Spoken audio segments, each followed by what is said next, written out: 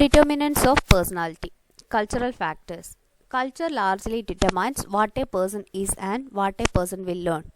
Culture is a complex of the beliefs, values, and techniques for dealing with the environment, which are shared with the contemporaries and transmitted by one generation to the next.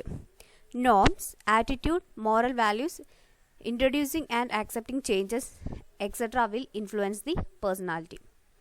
Second one, family. Family is an important factor in shaping personality of an individual. The impact of these factors on personality can be understood identification process. Identification starts when a person begins to identify himself with some other members of the family. Normally, child try to behave like father or mother. Home environment, family background, social class, parent education level, race, family relationship, geographical location, birth order, number of members in the family, etc. will determine the personality development of an individual. Next, situational factors. Situation extends an important press on individual. Every individual goes through different situations and different type of experience and events in his life. Some will influence his behavior and then some will change and modify his behavior. Social factors. Socialization is a process by which an infant acquires from the enormously wide range of behavioral potentialities that are open to him at birth or customarily acceptable to the family and social groups. അതായത് ഒരു ഇൻഡിവിജ്വലിൻ്റെ പേഴ്സണാലിറ്റീനെ determine ചെയ്യുന്ന factors ഏതൊക്കെയാണെന്നുള്ളതാണ് explain ചെയ്യുന്നത്. First one പറഞ്ഞിട്ടുള്ളത് cultural ഫാക്ടേഴ്സാണ്. Culture എന്ന് പറയുന്ന സമയത്ത് നമ്മുടെ values ഏതൊക്കെയാണ്, അതുപോലെ തന്നെ നമ്മുടെ ബിലീഫ്സ് എന്തൊക്കെയാണ്, ഇതൊക്കെയാണ് ഒരു സൊസൈറ്റിയിലുള്ള വാല്യൂസ്, ബിലീഫ്, ഇതൊക്കെ ഒരു ഇൻഡിവിജ്വലിൻ്റെ ക്യാരക്ടറിനെ ഇൻഫ്ലുവൻസ് ചെയ്യുന്നുണ്ട്. അതിനെയാണ് നമ്മൾ കൾച്ചറൽ ഫാക്ടേഴ്സ് എന്ന് പറയുന്നത്. ഏത് എൻവയോൺമെൻറ്റിലാണോ ഒരു ഇൻഡിവിജ്വൽ ജീവിക്കുന്നത്, ആ എൻവയോൺമെൻറ്റിൻ്റെ കൾച്ചറും അയാളുടെ ബിഹേവിയറിലും തമ്മിൽ ഡയറക്റ്റ് റിലേഷൻഷിപ്പ് ഉണ്ടായിരിക്കും. ആ കൾച്ചറിൻ്റെ ബേസിലാണ് അയാളുടെ നോംസ്, ആറ്റിറ്റ്യൂഡ്, വാല്യൂസ് ഇതെല്ലാം ഡെവലപ്പ് ചെയ്യുന്നത്. ഇത് ഒരു ജനറേഷൻ മറ്റൊരു ജനറേഷന് ട്രാൻസ്ഫർ ചെയ്യുന്നുണ്ട്. അതായത് ഒരു ലൊക്കാലിറ്റീൻ്റെ കൾച്ചർ അവിടെ വരുന്ന നെക്സ്റ്റ് ജനറേഷനും അതേ കൾച്ചർ അഡോപ്റ്റ് ചെയ്തിട്ടാണ് പോകുന്നത്. നെക്സ്റ്റ് വരുന്നത് ഫാമിലി. ഫാമിലിയും അതുപോലെ തന്നെ പേഴ്സണാലിറ്റീനെ ഡിറ്റർമൈൻ ചെയ്യുന്നൊരു ഫാക്ടറാണ്. ഈ ഫാമിലി ഇൻഫ്ലുവൻസ് ചെയ്യുന്ന നോർമൽ കേസിൽ ചൈൽഡ് പാരൻറ്റിൻ്റെ ബിഹേവിയറാണ് ഇമിറ്റേറ്റ് ചെയ്യാൻ ട്രൈ ചെയ്യുന്നത്. അവിടെ ചൈൽഡിൻ്റെ ബിഹേവിയറിനെ ഇൻഫ്ലുവൻസ് ചെയ്യുന്നൊരു ഫാക്ടർ എന്ന് പറയുന്നത് ഫാമിലിയാണ്. നമ്മുടെ പേഴ്സണാലിറ്റീനെ ഷെയ്പ്പ് ചെയ്യുന്ന ഒരു പാർട്ടാണ് ഫാമിലി എൻവയോൺമെൻറ്റ്, ഫാമിലിയുടെ ബാക്ക്ഗ്രൗണ്ട്, പാരൻ്റ് എഡ്യൂക്കേഷൻ ലെവൽ, അതുപോലെ തന്നെ ഫാമിലി റിലേഷൻഷിപ്പ്, എത്ര മെമ്പേഴ്സ് ഉണ്ട് ആ ഫാമിലിയിലുള്ളത് എന്നൊക്കെ പറയുന്നത്. നെക്സ്റ്റ് പറയുന്നത് സിറ്റുവേഷണൽ ഫാക്ടേഴ്സാണ്. ഏതൊക്കെ സിറ്റുവേഷനിലൂടെയാണ് ഒരു ഇൻഡിവിജ്വൽ ലൈഫിൽ പാസ് ചെയ്യുന്നത്, ആ സിറ്റുവേഷൻസൊക്കെ തന്നെ അയാൾക്ക് കുറേ എക്സ്പീരിയൻസസ് പ്രൊവൈഡ് ചെയ്യുന്നുണ്ട്. ഇതിൽ ചില എക്സ്പീരിയൻസൊക്കെ അയാളുടെ എക്സിസ്റ്റിംഗ് ആറ്റിറ്റ്യൂഡ് ചേഞ്ച് ചെയ്യാനും എക്സിസ്റ്റിംഗ് ബിഹേവിയർ ചേഞ്ച് ചെയ്യാനും അതുപോലെ തന്നെ പുതിയത് ആക്സെപ്റ്റ് ചെയ്യാനോ അല്ലെങ്കിൽ മോഡിഫൈ ചെയ്യാനോ ഒക്കെ അയാളെ ഇൻഫ്ലുവൻസ് ചെയ്യുന്നുണ്ട്. Next social factors. സോഷ്യൽ ഫാക്ടേഴ്സും അതുപോലെ തന്നെയാണ് ഏത് സൊസൈറ്റി അല്ലെങ്കിൽ ഏത് സോഷ്യൽ ഗ്രൂപ്പിലാണോ ആ ഇൻഡിവിജ്വൽ വർക്ക് ചെയ്യുന്നത്, ആ സൊസൈറ്റീൻ്റെ ക്യാരക്ടറും ഒരു ഇൻഡിവിജ്വലിൻ്റെ പേഴ്സണാലിറ്റിയും തമ്മിൽ ഡയറക്റ്റ് റിലേഷൻഷിപ്പ് ഉണ്ട്. Personality factors in N organisation. Need pattern. Strees and Brownstein in 1976 developed a scale for the 4 needs of personality that became apparent in the work environment. They are as follows. The need for achievement. Those with a high achievement need engage themselves proactively in work behaviors in order to feel proud of their achievement and success. Need for affiliation. Those in greater need for affiliation like to work cooperatively with others. Need for autonomy. Those need for autonomy function in the best way when not closely supervised. Need for dominance. Those high need in dominants are very effective while operating in environments when they can actively enforce their legitimate authority.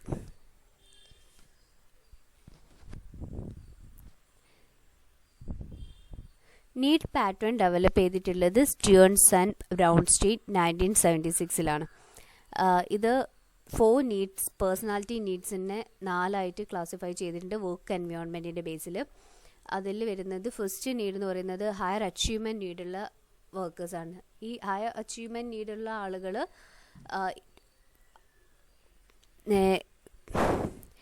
They engage themselves in work. അവരെപ്പോഴും വർക്കിൽ engage ചെയ്യുന്ന behaviour ആയിരിക്കും ഉണ്ടായിരിക്കുക. അവരുടെ അച്ചീവ്മെൻറ്റ്സിൽ proud കണ്ടെത്തുന്ന പീപ്പിളാണ്. So അതുകൊണ്ട് തന്നെ അവർ ഈ 100% വർക്ക് ഇൻവോൾവ് ആയിരിക്കും. ആ വർക്കിൽ എഫിഷ്യൻ്റ് ആയിട്ടുള്ള ബെനിഫിറ്റ് അല്ലെങ്കിൽ റിട്ടേൺ കിട്ടാൻ വേണ്ടിയിട്ടാണ് അവർ ട്രൈ ചെയ്യുക. സോ അവർ അതിനുവേണ്ടി ഹാർഡ് വർക്ക് ചെയ്യും. അവരുടെ ഫോക്കസ് എന്ന് പറയുന്നത് തന്നെ സക്സസ് ആയിരിക്കും. Next need for affiliation. ഈ അഫിലിയേഷൻ നീഡുള്ള ആളുകൾ മറ്റുള്ളവരുടെ സ്നേഹവും ഇഷ്ടവും ഒക്കെ കിട്ടാൻ ആഗ്രഹമുള്ള ആളുകളായിരിക്കും. സോ അതുകൊണ്ട് തന്നെ അവർ ഒരു വർക്ക് ചെയ്യുന്ന സമയത്ത് ആളുകളുമായിട്ട് കൂടെ കൊളീഗ്സുമായിട്ടൊക്കെ കോപ്പറേറ്റീവ് ബിഹേവിയറുള്ള ടൈപ്പ് ബിഹേവിയറാണ് ഓർഗനൈസേഷനിൽ അഡോപ്റ്റ് ചെയ്യുക. നെക്സ്റ്റ് വരുന്നത് need for autonomy. Need for autonomy എന്ന് പറയുന്ന സമയത്ത് psychological freedom to do a വർക്കിനെയാണ് നമ്മൾ നീഡ് ഫോർ ഓട്ടോണമി എന്ന് പറയുന്നത്. അതായത് ഒരു വർക്ക് കംപ്ലീറ്റ് ഫ്രീഡത്തിൽ ചെയ്യണമെങ്കിൽ ആ വർക്ക് സൂപ്പർവൈസ് ചെയ്യാൻ ഒരാളില്ലെങ്കിൽ മാത്രമേ ഉള്ളൂ ഒരു വർക്കറിന് കംപ്ലീറ്റ് ഫ്രീഡത്തിൽ ചെയ്യാൻ പറ്റുള്ളൂ. അപ്പോൾ അവരെപ്പോഴും വർക്ക് ചെയ്യുന്ന സമയത്ത് ഓട്ടോണമി ആയിട്ട് അത് ക്ലോസ്ലി സൂപ്പർവൈസ് ചെയ്യാൻ ആളില്ലാതെ സ്വയം എൻജോയ് ചെയ്യാനായിരിക്കും ആഗ്രഹിക്കുക. നെക്സ്റ്റ് വരുന്നത് നീഡ് ഫോർ ഡോമിനൻസ്. ഡൊമിനൻസ് നീഡുള്ള ആളുകൾ എപ്പോഴും അതോറിറ്റി ഫോക്കസ്ഡ് ആയിരിക്കും. അവർ അധികാരം കിട്ടാൻ വേണ്ടിയിട്ടാണ് ട്രൈ ചെയ്യുക. അവർക്ക് എപ്പോഴെങ്കിലും അധികാരം കിട്ടുകയാണെങ്കിൽ ആ അധികാരം കറക്റ്റായിട്ട് എൻഫോഴ്സ് ചെയ്തിട്ട് അവർ വർക്ക് ചെയ്യാൻ ട്രൈ ചെയ്യും. Next locus control. Locus of control is the degree to which an individual believes that his or her behaviour has direct impact on the consequences of that behaviour. Some people, for example, believe that if they work hard, they will certainly succeed. They strongly believe that each individual is in control of his or her life. They are said to have an internal locus of control. By contrast, some people think what happens to them is a result of fate, chance, luck, or behavior of other people rather than the lack of skills or poor performance on their part. Because these individuals think that forces beyond their control dictate the happenings around them, they are said to have an external locus of control. Locus of control എന്ന് പറഞ്ഞാൽ ഒരു ഇൻഡിവിജ്വലിൻ്റെ വിശ്വാസമാണ്, അയാളുടെ പ്രവൃത്തികളാണ് അയാളുടെ ബിഹേവിയറിന് direct impact ഉണ്ടാക്കുന്നതെന്ന് പറയുന്ന ഒരു ബിലീഫിനെയാണ് locus of control എന്ന് പറയുന്നത്. അതിനൊരു എക്സാമ്പിൾ പറയുകയാണെങ്കിൽ ചില ആൾക്കാർ വിചാരിക്കും അവരുടെ സക്സസ് എന്ന് പറയുന്നത് അവരുടെ ഹാർഡ് വർക്ക് കൊണ്ടാണ് എന്നുള്ള വിശ്വാസം ഉണ്ടാവും. സോ അവർക്കറിയാം സക്സസ് അല്ലെങ്കിൽ അവരുടെ ഫെയിലിയറിന് ട്രൂ ആയിട്ട് അവർ തന്നെയാണ് റെസ്പോൺസിബിൾ ആയിട്ടുള്ളത് എന്നുള്ളത്, അല്ലെങ്കിൽ അവരുടെ പെർഫോമൻസിൻ്റെ റിസൾട്ടാണ് അതെന്ന് വിശ്വസിക്കുന്നവരായിരിക്കും അങ്ങനെയുള്ളവർ. പക്ഷേ ചില ആളുകൾ അവർക്ക് എന്തെങ്കിലും ഫെയിലിയർ സംഭവിച്ചാൽ ആ ഫെയിലിയറിന് കാരണം മറ്റുള്ള ആളുകളോ അല്ലെങ്കിൽ അവരുടെ ബാഡ് ലക്കോ ആണെന്നേ അവർ വിശ്വസിക്കുകയുള്ളൂ. അത് ഒരിക്കലും അവരുടെ സൈഡിൽ നിന്നുള്ള പുവർ പെർഫോമൻസിൻ്റെ റിസൾട്ടാണെന്ന് അവരെ ആക്സെപ്റ്റ് ചെയ്യൂല. ഇങ്ങനെ എക്സ്റ്റേണൽ ലോക്കസ് ഓഫ് കൺട്രോൾ ആണ് അവരുടെ ലൈഫിൻ്റെ ഹാപ്പനിങ്സിനെ ഡിക്റ്റേറ്റ് ചെയ്യുന്നതെന്ന് വിശ്വസിക്കുന്ന പീപ്പിളുണ്ട്. അപ്പോൾ 2 ടൈപ്പ് ലോക്കസ് കൺട്രോൾ ഉണ്ട്. ചില ആളുകൾ വിശ്വസിക്കുന്നത് അവർക്ക് എന്ത് ഹാപ്പൻ ചെയ്യുന്നതിനും അവരുടെ പെർഫോമൻസിൻ്റെ ബേസിലാണ് അവർക്ക് ഹാപ്പൻ ചെയ്യുന്ന എല്ലാ കാര്യങ്ങളും വരുന്നത്. അവർ അവരുടെ ലക്കിനെ വിശ്വസിക്കുന്നില്ല. ഗുഡ് പെർഫോമൻസ് ആണെങ്കിൽ അവർക്ക് ബെറ്റർ റിസൾട്ട് കിട്ടും, ബാഡ് പെർഫോമൻസ് ആണെങ്കിൽ അതും അവരുടെ പുവർ പെർഫോമൻസ് കാരണമാണെന്നാണ് അവർ വിശ്വസിക്കുന്നത്. പക്ഷേ ബാക്കിയുള്ള വേറെ എക്സ്റ്റേണൽ ലോക്കസ് ഓഫ് കൺട്രോൾ ഉള്ള ആളുകളാണെങ്കിൽ അവർ വിചാരിക്കുന്നത് failure is because of the bad luck. ഈ തോട്ടിനെയാണ് ലോക്കസ് ഓഫ് കൺട്രോൾ എന്ന് പറയുന്നത്. Introversion and extroversion. Introversion is the tendency of individual which direct them to be inward and process feelings, thoughts and ideas within themselves. Extroversion, on the contrary, refers to a tendency in an individual to look outside themselves, searching for external stimuli with which they can interact. Extroverts are sociable, lively and gregarious and seek outward stimuli or external changes. Such individuals are likely to be most successful while working in the sales department, publicity office, personal relations unit and so on, where they can interact face to face with others. Introverts, on the other hand, are quite reflective, introspective and intellectual people, preferring to interact with a small intimate circle of friends. Introverts are more likely to be successful when they can work on highly abstract ideas such as research and development work in a relatively quiet atmosphere. ഇൻട്രോവേർട്ടും എക്സ്ട്രാവേർട്ടും ഉണ്ട്. Introvert എന്ന് പറയുന്നത്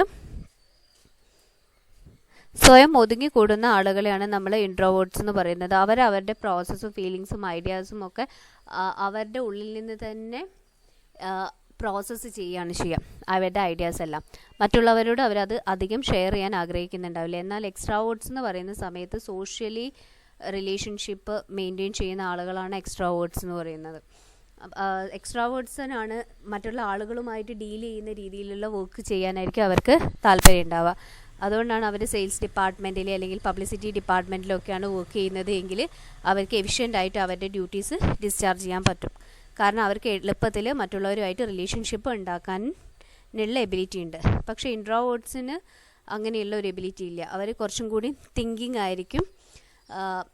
ചെറിയൊരു circle, അവർക്ക് കംഫർട്ടായിട്ടുള്ള ഒരു സർക്കിളിൽ മാത്രമേ അവർ relationship establish ചെയ്യാൻ ആഗ്രഹിക്കുന്നുണ്ടാവുള്ളൂ. So അതുകൊണ്ട് തന്നെ അവർക്ക് ക്വയറ്റ് ആയിട്ടുള്ള അറ്റ്മോസ്ഫിയറിലുള്ള വർക്കിനാണ് കുറച്ചുകൂടി ഇൻട്രസ്റ്റ് ഉണ്ടാവുക. അതായത് റിസർച്ച് ആൻഡ് ഡെവലപ്മെൻറ്റ് വർക്ക്സ്, അങ്ങനെയുള്ള ഐഡിയാസൊക്കെ പ്രോസസ് ചെയ്യുന്ന രീതിയിലുള്ള വർക്കിനാണ് ഇൻട്രോവേർട്ട്സിന് ഇൻട്രസ്റ്റ് ഉണ്ടാവുക.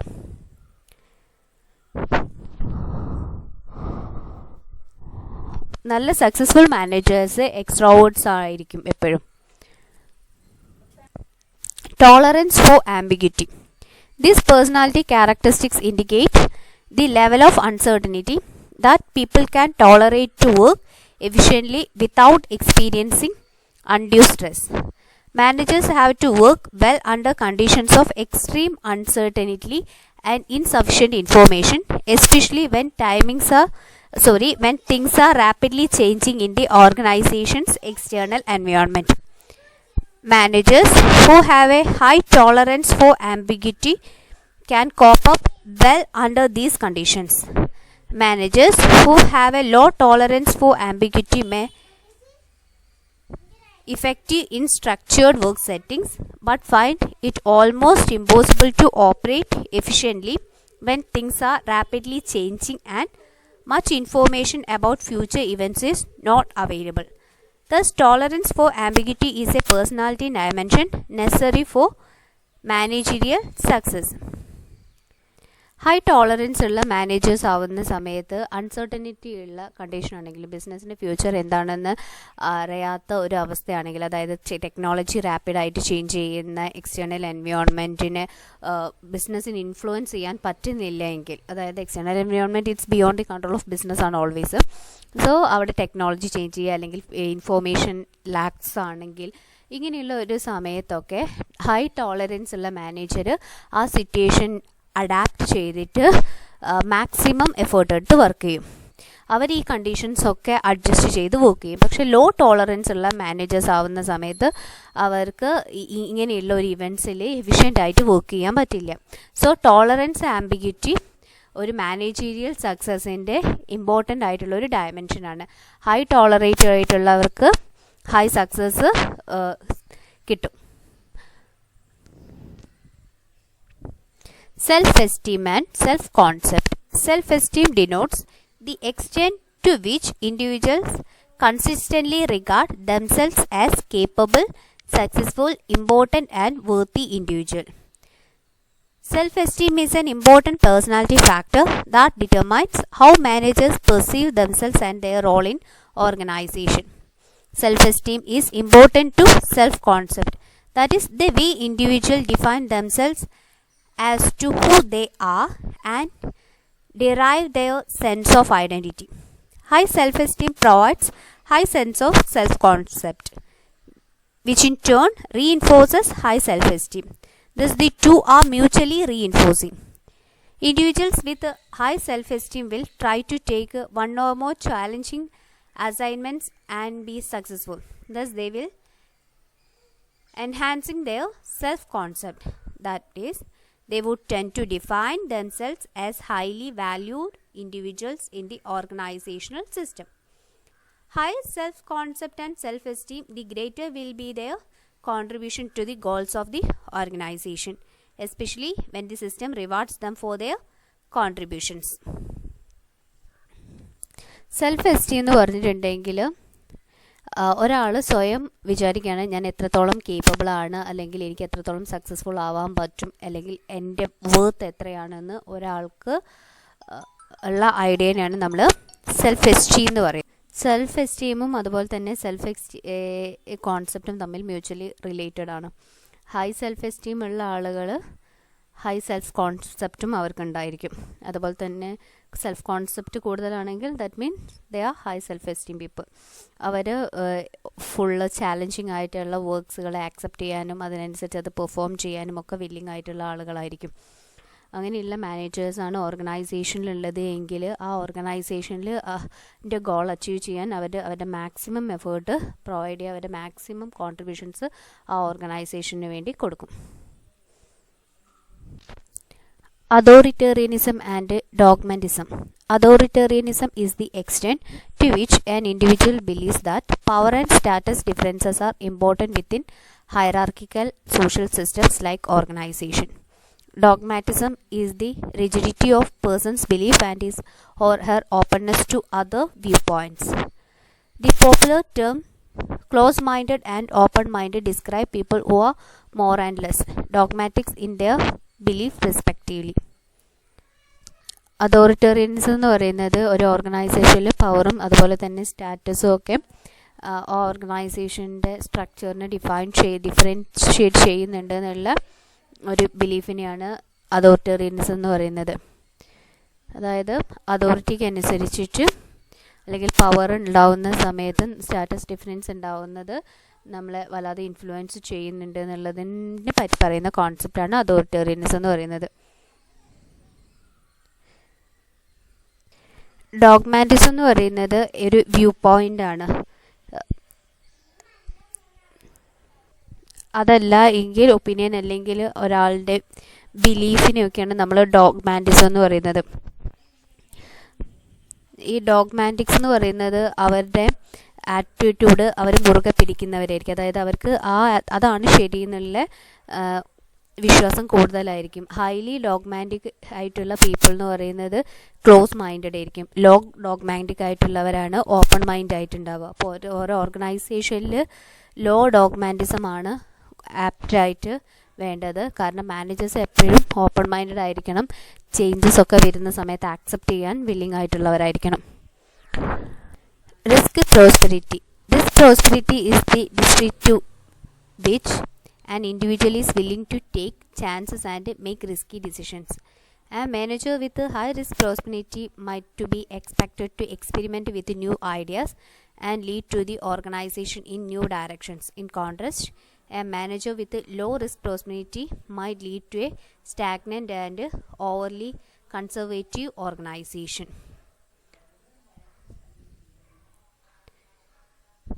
ഒരു നല്ല റിസ്ക് പ്രോസ്പെരിറ്റി ഉള്ള മാനേജേഴ്സ് ആണെങ്കിൽ പുതിയ പുതിയ ഐഡിയാസും കാര്യങ്ങളും ഒക്കെ തന്നെ ഓർഗനൈസേഷനിൽ ഇംപ്ലിമെൻറ്റ് ചെയ്യുകയും അവർ റിസ്ക് എടുക്കാൻ വില്ലിങ് ആവുകയും ചെയ്യും. റിസ്ക് ഉണ്ടെങ്കിൽ മാത്രമേ ഒരു ഓർഗനൈസേഷനിൽ റിട്ടേണും കൂടുള്ളൂ.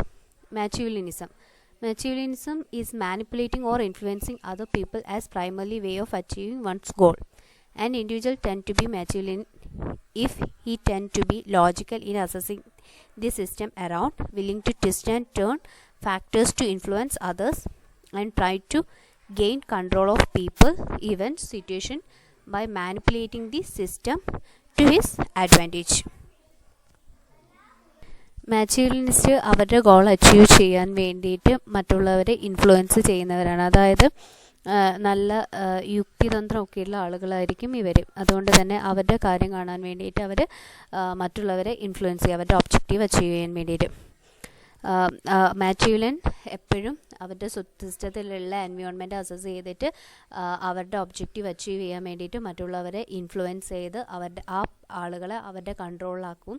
എന്നിട്ട് സിറ്റുവേഷൻ മാനിപ്പുലേറ്റ് ചെയ്തിട്ട് അവർ അഡ്വാൻറ്റേജ് ഉണ്ടാക്കാനാണ് ശ്രമിക്കുക. Type A, Type B personalities. Type A persons feel a chronic sense of time urgency, are highly achievement oriented, exhibit a competitive drive, and are impatient when their work is slowed down for any reason. Type B are persons, easygoing individual who do not feel time urgency and do not experience competitive drive. Type A എന്ന് പറയുന്ന സമയത്ത് അവർ work holic ആയിരിക്കും. അതായത് എല്ലാ കാര്യങ്ങളും കറക്റ്റായിട്ട് പെട്ടെന്ന് ചെയ്ത് തീർക്കാൻ താല്പര്യപ്പെടുന്ന ആളുകളാണ് ടൈപ്പ് എ പേഴ്സണാലിറ്റി എന്ന് പറയുന്നത്. ദേ ആർ ഇംപേഷ്യൻറ്റ് പീപ്പിളാണ്. അവരൊരു കാരണവശാലും വർക്ക് സ്ലോ ചെയ്യാൻ കാരണമാവില്ല. അവർക്ക് എങ്ങനെയെങ്കിലും വർക്ക് ഫിനിഷ് ചെയ്യണമെന്നുള്ള ആഗ്രഹമുള്ളവരായിരിക്കും. പക്ഷേ ടൈപ്പ് ബി പേഴ്സണാലിറ്റി അങ്ങനെ അർജൻസി ഉള്ളവരൊന്നുമല്ല, ഈസി ഗോയിങ് പീപ്പിളായിരിക്കും. അവർക്ക് ആ കോമ്പറ്റിറ്റീവ് ഡ്രൈവ് ഉണ്ടാവില്ല.